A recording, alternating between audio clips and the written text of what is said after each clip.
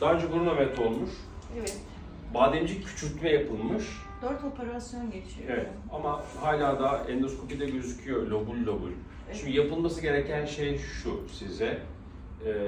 Ya bu defteri kapatıp CPAP cihazınızı kullanıp hayatınıza devam edeceksiniz güllük gülistanlık şekilde. İstemiyorum. Ya da bizim bademciklerinin tamamen alınması, sarkan damak bölgesinin gerilmesi ve o bölgenin yukarıya asılarak havalandırılması ve dil köküne kadar uzanan lenfoid dokuların temizlenmesi lazım.